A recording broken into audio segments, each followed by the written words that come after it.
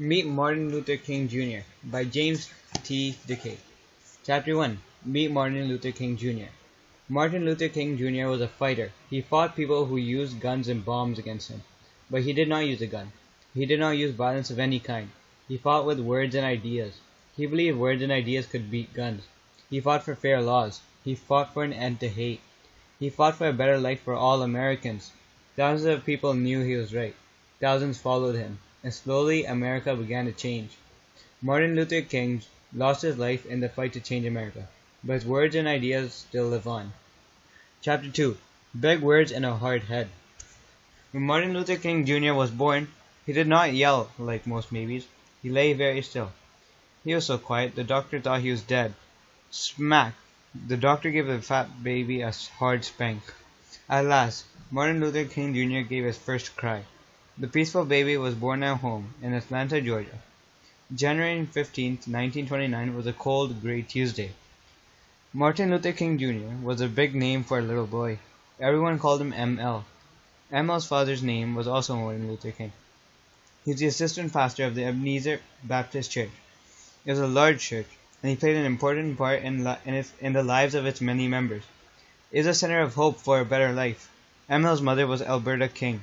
Her father, Reverend Adam Daniel Williams, was the head pastor of the church. She had been a teacher before her children were born. ML had an older sister, Christine, and a younger brother, Alfred Daniel. The Kings lived in a large, comfortable house. They had nice clothes. There was always plenty to eat. But ML grew up knowing that many people in Atlanta were poor and didn't have these things. His father's church was a very big part of ML's life. As a tiny boy, he sang hymns there. He sang all by himself, in front of hundreds of people. And his father made his children learn verses from the Bible by heart. ML, Christine, and Alfred Daniel each had to say their Bible verses aloud at dinner. The verses had big words and a special rhythm. From the time he was a little boy, ML loved words. He loved to hear his father speak in church. He had watched the way people listened. He could see how strong words were. When he was little, he said to his mother, "You just wait and see. I'm going to get me some big words." ML loved to play too. He was small for his age, but he played hard. Some of his friends thought he played too hard. One time when he was 5, he was playing on the stair.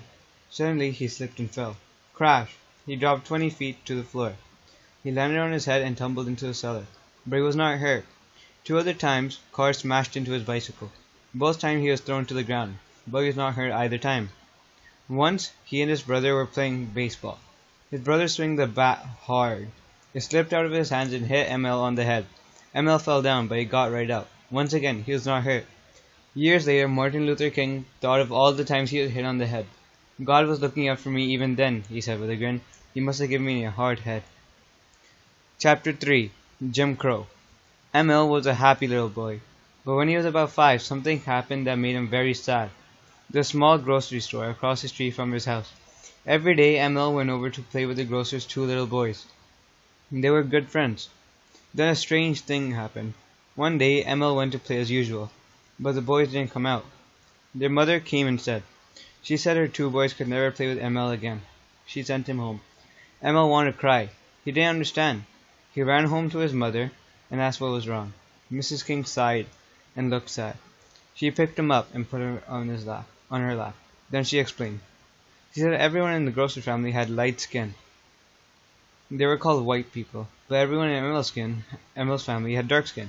They were called Negroes or black people or colored people. Then she said that some white people didn't like black people. She told them how long, long ago whites brought blacks from Africa to America. They made them work in fields as slaves. She told ML how cruel some white slave owners were. They beat the blacks with whips. They bought and sold them like animals. Then came the Civil War. The southern states decided to form a separate country with different laws from those of the United States. The states in the north were against slavery. The states in the south were for it. Many soldiers on both sides were killed and wounded. A unit of free black soldiers fought and died bravely for the North. After many bloody battles, the North won. After the war, the slaves were set free, but many whites, especially in the South, still treated black people unfairly. They cheated them and did all they could to keep them from getting ahead in life. Sometimes they even killed them. White people made special laws against blacks.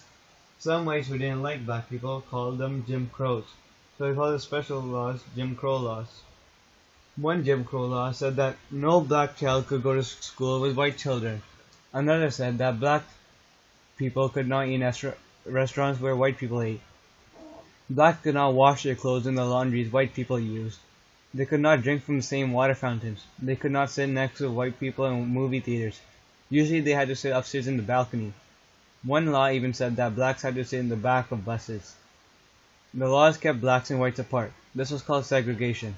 Emma's mother told him not to think about Jim Crow laws. They were bad. They made life hard. But should never think whites were better than blacks. You're just as good as anyone, she said. Emma's father hated the laws. He tried very hard to fight segregation. He would not ride Atlanta buses. He kept away from segregated stores. But that's not always possible. One time, he took Emma to buy some shoes. They walked into a store and sat down near the front. A white salesman came over and told him to go to the back. The seats in the front were for whites. Emma's father got very angry. He turned to the white man.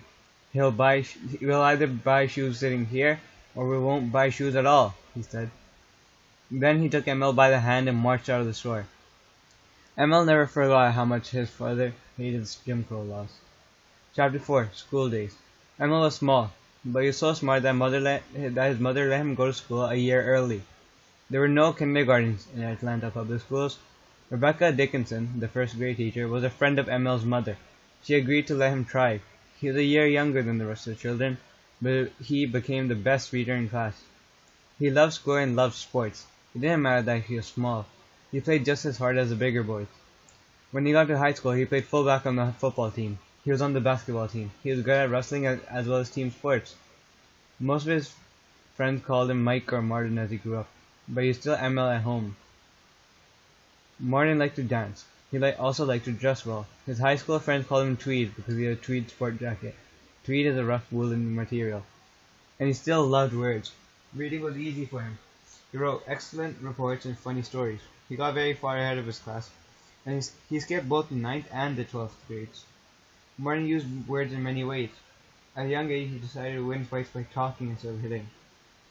And he could speak well in front of many people. He practiced giving speeches in front of a mirror.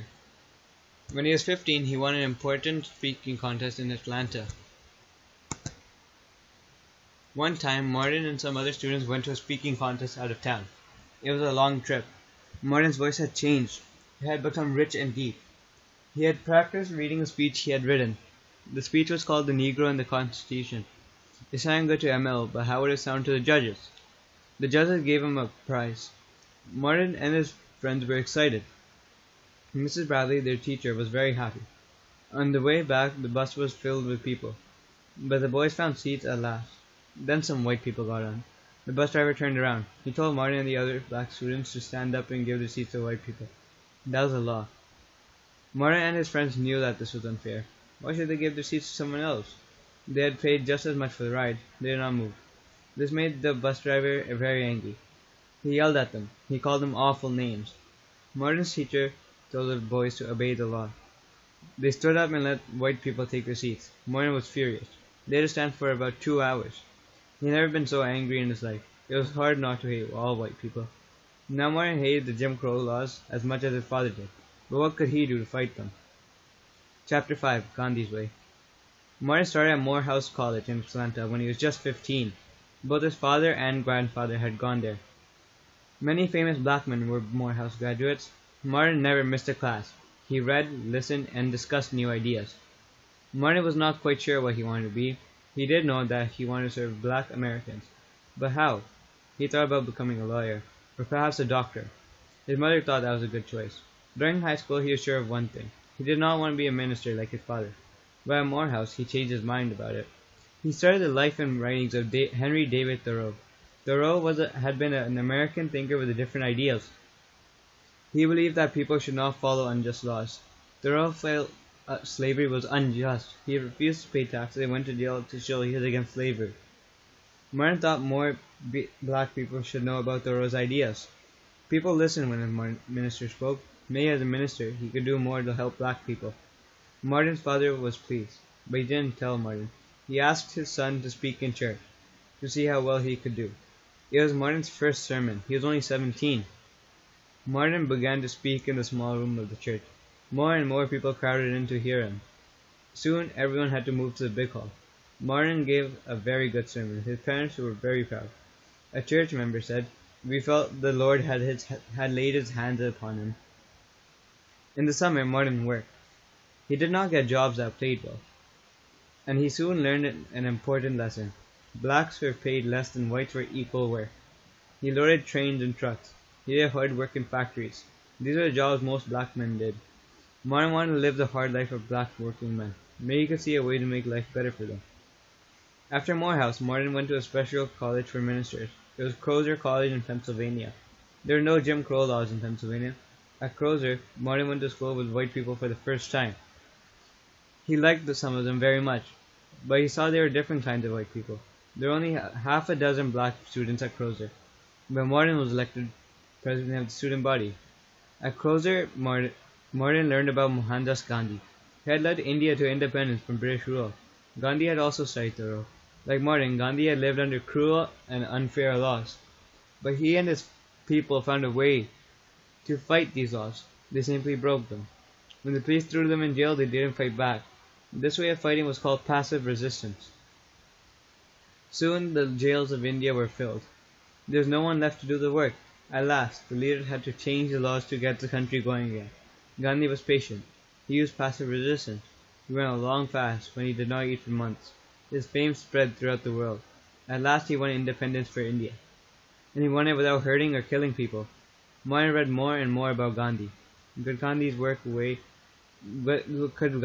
work against the Jim Crow laws? Chapter 6. Three Choices. Martin was the best student in his class at Crozer. When he graduated, he won an award of $1,200 to go to another college. He chose Boston University in Massachusetts. He wanted to study the ideas of more great thinkers. What had they said about how people should live? Martin and his friends liked to discuss these ideas. They met for coffee in the apartment Martin shared with a friend from Morehouse. At first they formed the club for black men, but soon both white students and women joined them. They talked of ways to make life better for all people. Martin had many friends, black and white. In Boston he had no favorite girlfriend. Then a friend told him of a lovely young woman from Alabama. Her name was Coretta Scott. She was studying to be a singer. They made a date to have lunch between her classes at music school. The day they met, Martin could not stop looking at Coretta. She was very beautiful and she was very smart. She could share her ideas with her. They talked and talked. "You're everything I'm looking for in a wife," he told Coretta. They began to spend every spare moment together. They went to concerts and took long walks. Coretta cared about the rights of black people as much as Martin did. Soon he asked her to marry him. It was hard for Coretta to decide. She was a very good singer. She had planned to sing in concert halls all over the country. If she married, she might have to give up her singing. He wondered if she loved Martin enough to do it. At last she decided that she did. On June 18, 1953, Martin and Coretta were married in Alabama. Martin's father performed the ceremony. His brother A.D. was the best man. Martin and Coretta finished their studies in Boston. It was time to decide what to do. They had many friends in Boston. They had black friends and white friends. And Boston was in the north, where there were no Jim Crow laws. Life might be better for them there. Several colleges offered Martin teaching jobs. Some churches in the north asked Martin to be their minister. It would be easier to live in the north, but Martin said no. He wanted to help black people. The place to start was in the south, where life was hardest for them. Martin took a job as the pastor of Dexter Avenue Church. It was a small church in Montgomery, Alabama, but many of the black doctors, lawyers, and business people belonged to it. In May, the Kings settled in a big white house near Dexter Avenue Church. On Sundays, Martin preached at the church and Coretta sang in the choir. Martin visited the sick. He helped the poor. He spoke up about unjust laws. Soon he was an important leader in Montgomery. Montgomery was a segregated city like Atlanta. There were lots of Jim Crow laws. Whites and blacks went to different schools. They rode in different taxis. They went to different churches. Martin met with blacks who wanted to fight against segregation. They talked about taxing and about schools. Most of all, they talked about the city buses. All bus riders, black and white, paid at the front door. They paid the same amount, but often only the whites got to sit down. All the drivers were white. They made the black riders climb off the bus after they paid. Then they had to walk to the rear door and climb back on. Only then they could sit down. That is if the driver did not pull away the rider's money before he or she could get on again. and if white people wanted seats in the back, the blacks could not sit down at all. Some drivers were rude to black people. They called them N-words and other terrible names. Blacks hated to ride in the city buses. Each time they paid the fare, they were reminded that they were second-class citizens, but they had to get to work. What else could they do? Chapter 7. Rosa Parks. On December 1st, 1955, a black woman named Rosa Parks did something about the Jim Crow law buses. Mrs. Parks worked at a department store. That evening, she climbed on a bus and sat down. Each time the bus stopped, more people got on. Soon, no seats were left in the white part of the bus. At the next stop, some white people got on. The driver got up and walked over to Rosa Parks. He told her to give her a seat to a white person. But Rosa Parks was tired. Her feet hurt. She did something she had never done before. She just stayed in her seat. Again the driver told Rosa Parks to get up, but she would not move. The driver was furious. He called the policeman. He told them that a black woman would not give up her seat. The policeman pulled Mrs. Parks off the bus. He took her to the police station. The police took her fingerprints and threw her in jail, all because she was tired and didn't want to get up.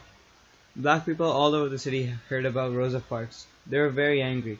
They were mad at the Jim Crow laws. They were mad at the police. They were mad at the bus company. But what could they do? Then one man said, "Why don't we boycott the buses?" This meant that all the black people would stop riding the buses. Soon the bus company would lose money. Maybe then the owners would be fair to blacks. Boycott. The word spread like wildfire. Someone called Martin Luther King. He liked the idea right away. But a boycott would only work if all the blacks stayed off the buses. How could the leaders get word to every black person in Montgomery in time? Martin and the others worked fast. They wrote a flyer about the boycott. They gave copies away in every part of the city where black people lived. But they could not reach everybody. Could they reach enough to make the boycott work? Then they had some good luck. A black maid got a copy of the flyer. She could not read well, so she showed it to the white woman she worked for. The woman read the note. It made her very angry. How dared those blacks boycott the buses? She called the Montgomery newspaper and told the editor about the boycott plan. The editor of the paper got angry too. He wrote a story about the boycott. The story was printed on the first page of the newspaper, and the flyer was printed word for word. Many blacks saw the story in the paper. The paper was against the boycott, but it helped the boycott make the boycott a success. The night before the boycott, the Kings were up late. Their new baby, Yolanda, was crying. At last she was quiet, but her parents stayed awake, worrying about tomorrow. Would the boycott work? Morning came. Greta looked out the window at the bus stop. Soon the first bus of the day rolled up. On most days it was filled with black people. "Martin, Martin, come quickly," Greta cried. Martin ran to the window. The bus was empty. He wanted to shout with joy. Another empty bus drove by, and then another. The boycott was working. Chapter 8. The boycott gets a leader. All day long, empty buses rolled through the streets of Montgomery. Black people all over the city joined the boycott. Some walked to work, some rode on mules or in wagons, some rode bicycles. Each fought the Jim Crow laws in his or her own way. The people who had planned the boycott held a meeting in the afternoon. Martin Luther King was elected president of the group. The group would be called the Montgomery Improvement Association, or MIA. That night there was an open meeting in the Holt Street Baptist Church. The MIA had expected a few hundred people to attend, but the church was packed. 4,000 more crowded around outside the church. They wanted to know what would happen. Loudspeakers were set up so they could hear. Should the boycott go on? The day had been a great success. The black citizens of Montgomery had shown that they could unite for a just cause. It's hard to walk to work. It was hard to ride a mule to a store. But it was the only way they could fight the Jim Crow laws. The people voted. Those who wanted to keep the boycott going were asked to stand. All through the crowded church, people rose to their feet. They looked around. Everyone there was standing. All the blacks were willing to stay off the buses. A cheer went up. The boycott would continue. Martin Luther King stood up to speak. He knew he must speak well. Black people in Montgomery were doing a brave and dangerous thing, and they trusted him to lead them. "There comes a time when people get tired," he said. "We're here this evening to say we are tired of being kicked about." Everyone cheered wildly. The bus boycott would continue, and the black citizens of Montgomery had a leader. Chapter 9. The Whites Get Tough. The boycott went straight through into January. Black people still walked. They still rode mules and shared cars. People all over the country, both black and white, sent money to help the boycott Montgomery. Martin and the MIA began to round up hundreds of cars. Black people began to drive each other to work in carpools. White and black airmen from a nearby airbase helped too. Now white people in Montgomery were angry. The men who ran the bus company were furious. They were losing money. They wanted the boycott stopped. The mayor hated it. He told the police to get tough with the boycott leaders. The police did get tough, and the first person they got tough with was Martin Luther King Jr. One day Martin was driving his car down the street. All at once two white policemen stopped him. "Get out, King," they said. "You're under arrest for driving 30 miles an hour in a 25-mile zone." Martin knew they were wrong, but he had to obey. They pushed him into their car and drove him to jail. The news spread fast. Soon a large crowd of angry blacks had gathered outside the jail. The jailer was afraid they might break in. He set King free, but King did not stay out of jail long. The police arrested him again and again. The police were not the only ones who tried to stop King. One night, Martin spoke at a meeting. Carter stayed home, talking to a friend. A car roared past the house. A man in the car threw something out. Carter heard a loud thump on the porch. She thought someone must have thrown a brick, but she was worried. She grabbed the baby and led her friend to the back of the house. Just then there was an explosion. It was a bomb. The bomb blew a big hole in the porch. Most of the front windows were broken, but no one was hurt. Someone rushed to tell Martin. The explosion was so loud that it was heard from blocks away. Soon a crowd of angry black people stood in front of the house. White policemen drove up and told them to go home, but they would not move. When the mayor came, the crowd muttered in anger. The king arrived and spoke to the crowd. "Don't get panicky," he said. "If you have weapons, take them home. We must meet our white brother's hate with love." He told others who would try to stop him. But still, black people must use peaceful ways to fight for freedom. If I am stopped, our work will not stop, for what we are doing is right. "God bless you, son," someone cried. Slowly the crowd broke up. Someone had tried to kill Martin Luther King. They had talked of love. The police were amazed. "I owe all my life to that Negro preacher," said one of them. Chapter 10. Victory. It was March. The battle of the buses dragged on. The white leaders of Montgomery decided to try something new. They arrested the boycott leaders for stopping the bus company's business. Martin Luther King went to court. He was found guilty and fined $500. But he didn't mind. Money would come from someone. He knew his fight for justice could not be stopped. And so did his people. A big crowd cheered him as he left the court. "Long live the king!" they cried. 8 months later, Martin Luther King sat in court again. It was November 13th, 1956. White leaders had a new plan. They said the MIA carpools took business from the bus company. They asked the judge to say that the carpools were against the law. King was worried. It looked as if the judge would make the MIA give up the carpools.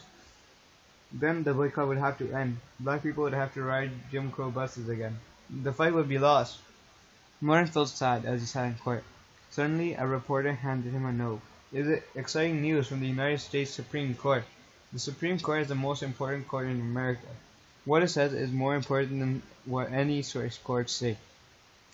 And now the Supreme Court had said segregation in city buses were against the law. King could hardly believe it. The black people had won. Jim Crow buses would be gone forever from Montgomery, and they would be gone from every other city in the United States. On December 21st, 1956, King stood at a bus stop with other boycott leaders. Soon a bus pulled up. As Martin Luther King climbed on, the driver said, "We're glad to have you this morning." King smiled and walked to a seat near the front.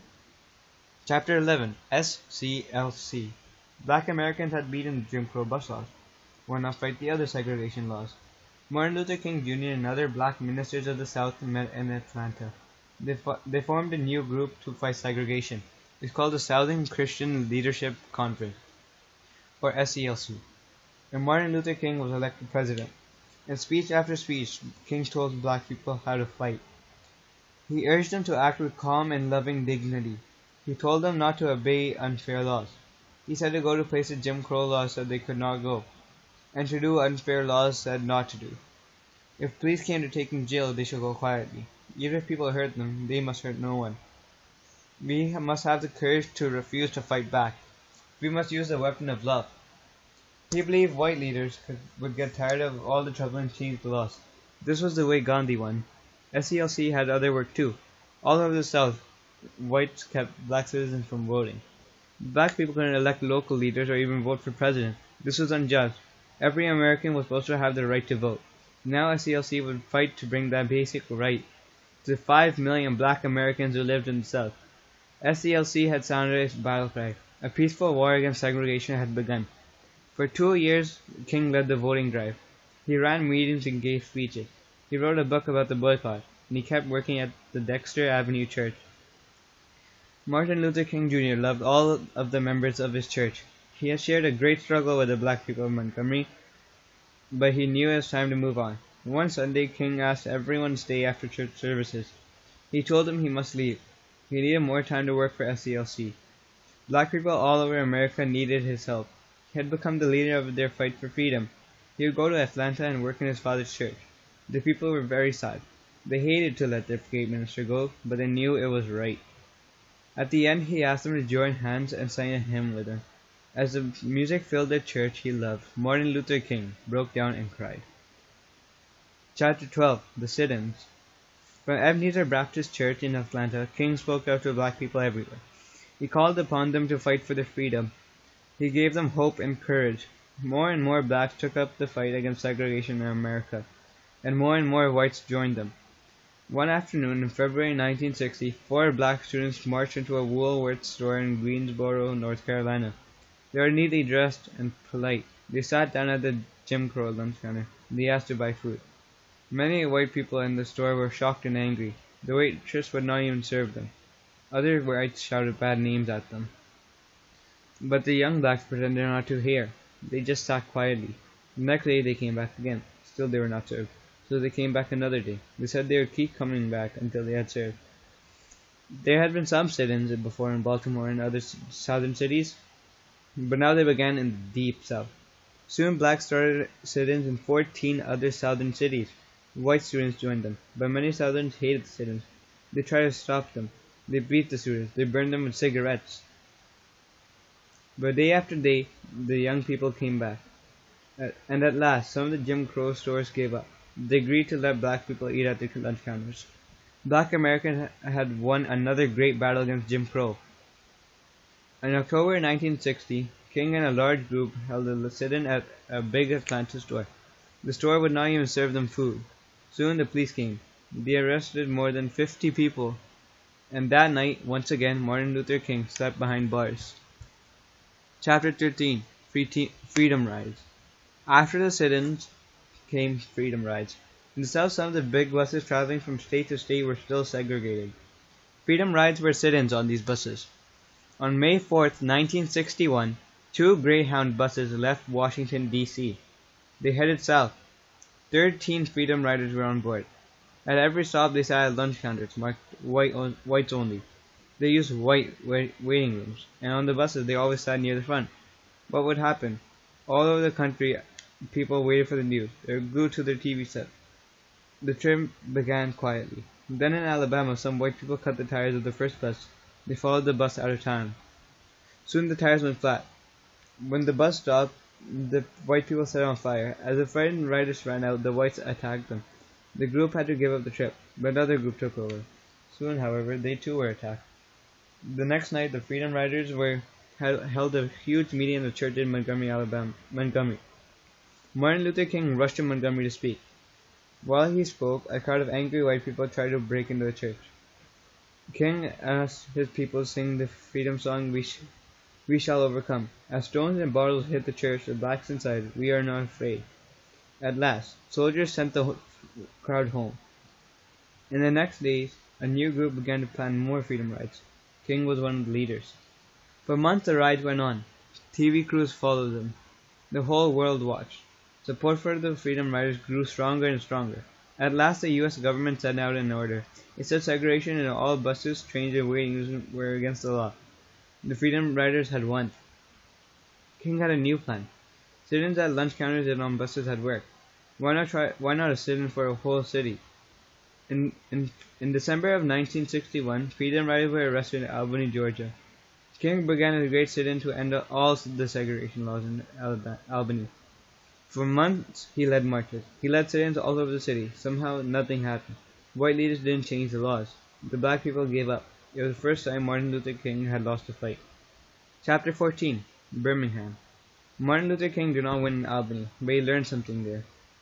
He learned he could not fight a whole city with only a few hundred people. He needed an army.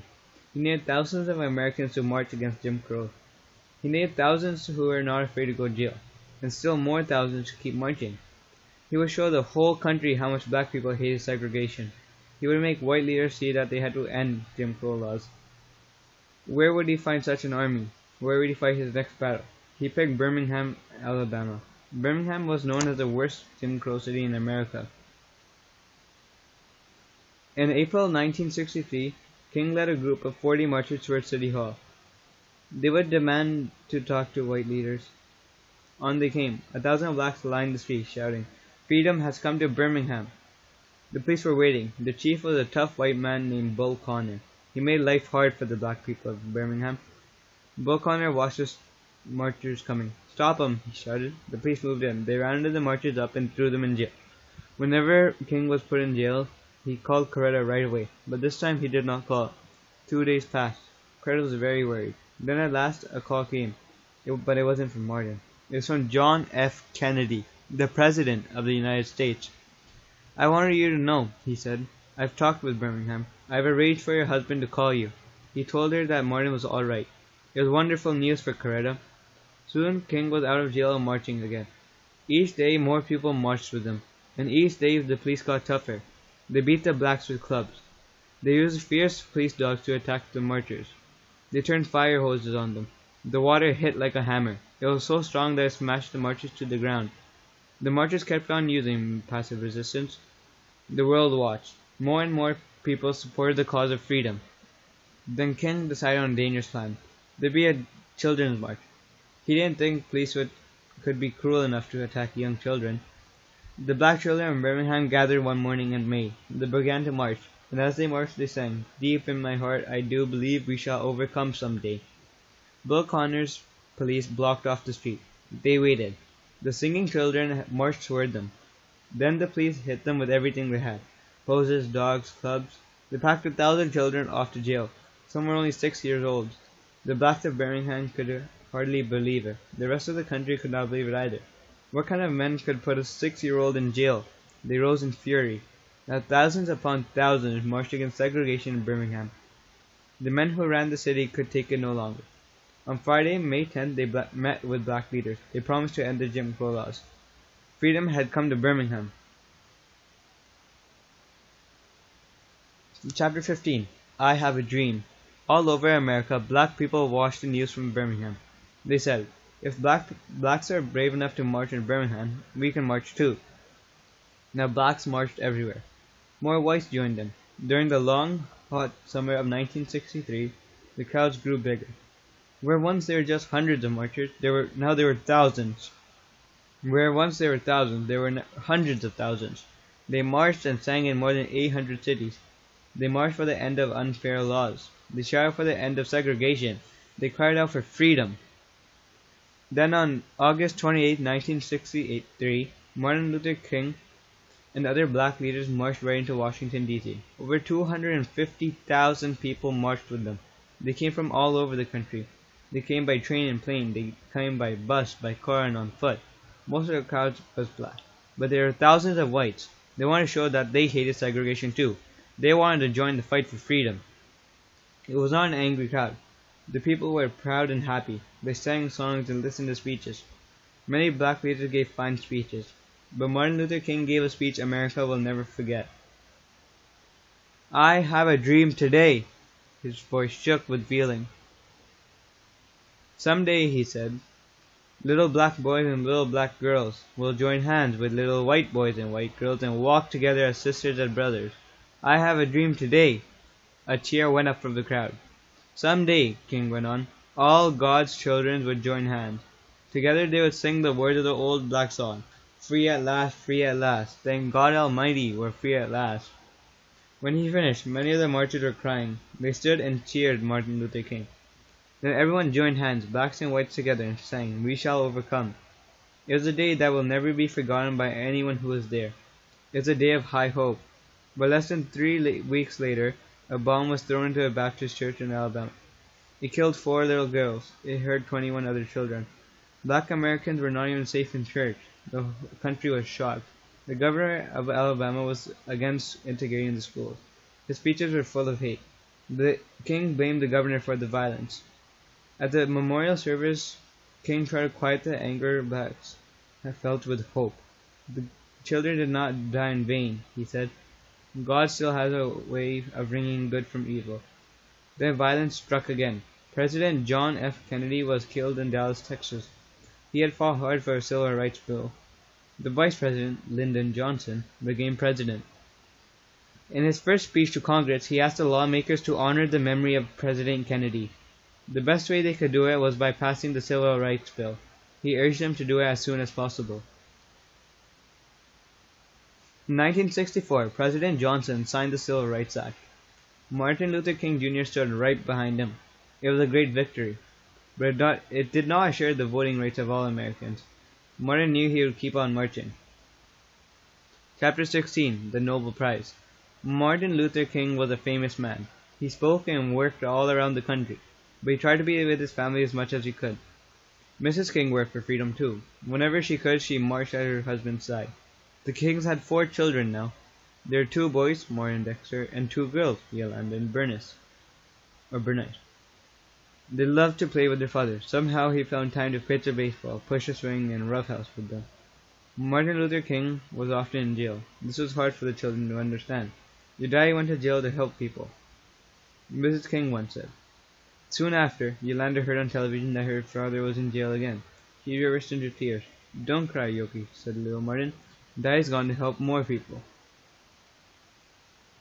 One of the most important prizes in the world is the Nobel Peace Prize. Every year, the country of Norway gives it to the person who has done the most for peace. In October of 1964, the Norwegian government sent out an exciting announcement. Martin Luther King Jr. had won the Nobel Peace Prize. He was the youngest person ever to receive it. King flew to Oslo, Norway, to accept the prize. His whole family and many black leaders made the trip. The trip was a medal and $54,000. King gave the money to several civil rights groups. He said it belonged to all the men and women who had marched for freedom by using non-violence. He said the prize was just not for him. It was for all men who love peace and brotherhood. Then the Kings traveled around Europe. They met important leaders. Crowds cheered them. Governments honored them. But soon they left for home. They had work to do. He spoke to a packed church when he came back. I've been to the mountaintop, he said. I really wish I could stay, but I must go back to the valley. There are people starving in the valley. There are those who need hope, and I still have a dream. Chapter 17: Selma in the North. Martin Luther King stopped to rest his feet. He was leading 650 people on a long, hard march from Selma, Alabama to Montgomery, the state capital. For weeks, King had been working for fair voting laws in Selma. A young black working with him had been shot by a policeman. King had called on his people to march. They would show that blacks would risk their lives for the right to vote. Many priests, rabbis, ministers, and other white people from the north had joined the march. King knew the march would be dangerous. I can't promise that I won't get you beaten, he told his people. I can't promise that I won't get your house bombed. But we must stand up for what's right. It was a 50-mile march. Twice the marchers had tried to get through. Police had met them on the road with whips. They knocked them down and trampled them with their horses. Then President Johnson sent soldiers to protect the marchers. But two would never march again. A young minister was beaten to death by an Alabama mob. Later, a white woman from the north was shot and killed. But on the others marched, mile after mile, and at last, on March 25, 1965, they reached Montgomery. King spoke to his people. How long would they have to wait for freedom? Not long, he said, because no lie can live forever, and segregation was a lie. Soon after, the U.S. Congress passed a voting rights bill. President Johnson signed it. Millions of blacks could vote at last. Now King turned north. He began to work in the city of Chicago.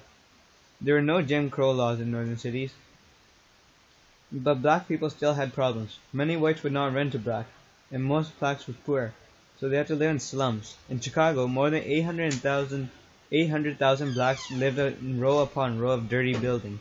There were rats and bugs, and often no heat. Kings helped blacks in Chicago form groups. They tried to make owners clean up the building and give them heat. He led many marches for open housing. The marches were pelted with stones and bricks. At last, Chicago leaders signed an agreement. They said owners could not refuse to rent to blacks. Now, King carried the fight to other cities in the north. Chapter 18. Tired of waiting. Martin Luther King had carried the fight around the country, and slowly life was getting better for some black people. The United States had passed civil rights laws, but states like Alabama and Mississippi did not obey them. And now the civil rights movement faced a new problem. This time it did not come from whites, it came from other blacks. In August of 1965, Watts, a neighborhood in Los Angeles, California, exploded. Rioting mobs of angry blacks broke into stores and stole things. They set fire to buildings, yelling, "Burn, baby, burn!" When police couldn't stop them, soldiers had to be called in. The rioting went on for 6 days. About 35 people were killed and many more were hurt. A wave of fear was swept over the country. Blacks were sick and tired of waiting for a better life. They were tired of slums and Jim Crow, tired of bad jobs and poor pay, and they were tired of hearing Martin Luther King asking for them to be patient. Blacks had been stoned, bombed, and shot to death in the fight for freedom. Even their white supporters had been killed and beaten. Shouldn't they fight back? Now many black people listened to new leaders, younger and louder than King. One of them, Stokely Carmichael, said the answer was black power. He said, "We don't need white ponies and liberals. Blacks should stick together to be strong," he argued. Some of these new leaders want to break away and start a new country. Others want to return violence with violence. The National Association for the Advancement of Colored People, NAACP, was the oldest organization in the civil rights movement. It had many white members and supporters. The NAACP could not go along with the idea of black liberation. For years, the NAACP had worked for integration. Other black organizations that had united in the civil rights movement were divided on the idea of black power and the use of force. Martin Luther King, Jr. worked hard to keep the movement together. He would not give up his belief in people power and nonviolence. He understood that many of the young people calling for black power had lost hope. They had given up on nonviolence and passive resistance, but the laws were better. But the will of those in power to enforce the laws was weak. President Johnson had denounced the Ku Klux Klan. That was the white group responsible for most of the killings, bombings, and beatings. But even when Klan members were arrested, they were usually let off.